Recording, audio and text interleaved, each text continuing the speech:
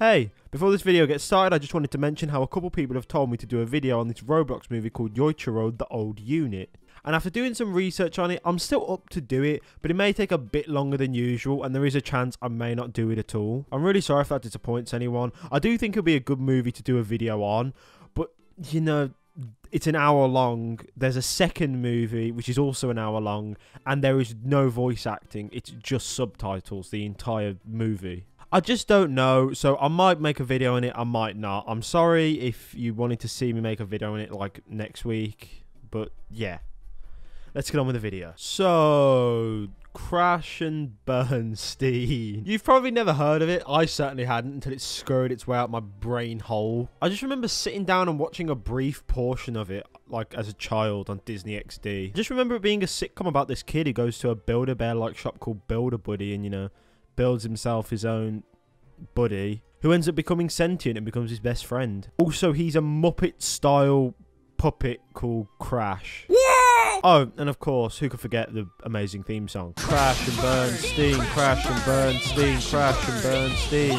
What he said. So I basically already described you the plot of the first episode. It's Wyatt's birthday, and because his whole family is all girls, they take him to Build-A-Buddy because they just don't get him. So we're introduced to the mom and the daughters. The daughters are just bland, girly stereotypes, and the mom is just kind of a dick. Like, there are just loads of moments where she's just a dick to her son for no reason. It's really strange. Another thing you'll notice straight away is this is the type of sitcom with a sponge audience. One that just soaks up every single joke and somehow bursts out in hysterics. Sometimes laughing at things that weren't even jokes to begin with. Think like Big Bang Theory. So at least every 4 seconds there'll be that fucking stupid soundtrack. Shut up! As the episode goes on, we come to realise how shit Wyatt's life actually is. He's the only boy in the family, like I've mentioned before, but he also, unbeknownst to him, is basically being bullied by them. When Crash first arrives, his mom immediately tries to get rid of him and then states, "Make it look like an accident," meaning she's probably done this before.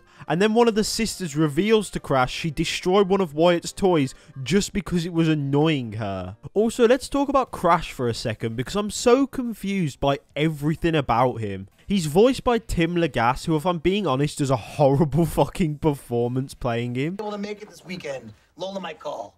Got to be in the zone when my lady's on the phone, know what I'm saying? His voice changes every few minutes and it somehow is always so incredibly annoying. To be fair, some of his jokes are not bad. I did find myself smiling at some of them, but the rest are just so fucking awful. I know I shouldn't have expected much considering it's Disney XD, but if Gamer's Guide to Pretty Much Everything could make an amazing show out of a shit premise, then surely this one could too. A few more characters are introduced, like Pesto, who is genuinely one of the most tragic characters in the show. In shows like this where there are characters who are always the butt of the joke, it's shown that at least they have their best friend who always has their back in the end. But in this show, Pesto doesn't even fucking get that. He's constantly fighting Crash for Wyatt's attention and just begs Wyatt basically to be his best friend. It's really sad. Another weird detail about Crash is that every once in a while he'll come out with a line that just doesn't feel right. As in, it's just a bit creepy or a bit weird and just... I don't know. Like, most of his jokes are just normal kids jokes, you know, the usual Disney XD shit. But then there's jokes like this. Is that my toothbrush? I don't know. Tasted like Cleo's. Yeah, that's not completely creepy at all. Another terrible thing about this show is the plot.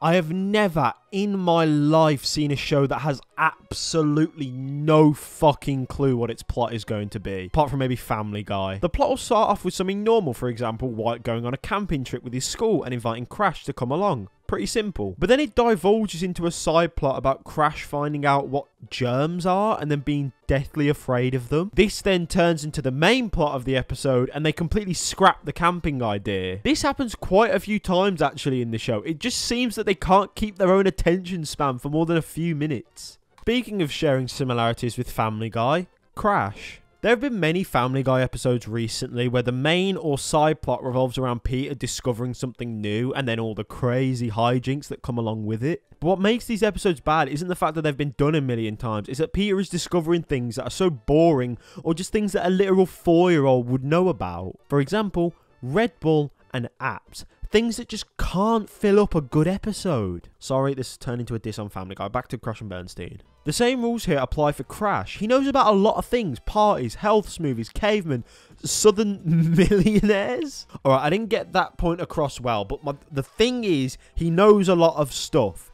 Wyatt hasn't taught him any of this stuff. He just knows it automatically. So then it doesn't work when he talks about how he doesn't know what germs are or he doesn't know what lightning is. These type of episodes carried the whole of the first season and none of them really stand out to me, so let's just skip forward to the series finale. Some guy tries to kill Crash because he's defective, but then doesn't do the thing he's been threatening the entire episode to do. He in fact gives Crash to his mother, who he's always wanted to impress, but she hates him for literally no reason, and he is her least favourite son. They go really in depth in this, and it's quite uncomfortable. And then Crash escapes. The end. That's all, folks. What an amazing season, genuinely. When will they get their Oscar? Crash and Bernstein is genuinely one of the most confusing sitcoms I think I've ever seen. It's a child sitcom whose target audience is young boys who still find toilet humour funny. Most of the jokes never get off the floor, let alone land. Most of the characters are really weirdly done, like the mom being a dick and Pesto being beaten down for no reason. Crash is one of the most weirdly written characters I think I've ever seen, and the whole show just screams unfinished. For example, in most sitcoms there is always the famous ending joke, the one-liner to leave the audience out on a high. Now obviously not every sitcom has to do this, but I would say pretty much all of them have. So let me show you some of the ending jokes of Crash and Bernstein. Hey, I think this nose is working. I can smell. Whoa, is that me? Anyway, guys, that's the end of today's video. I hope you did enjoy. If you fuck me, if you did, be sure to like, comment, and subscribe, and I'll see you all in the next one. Bye-bye.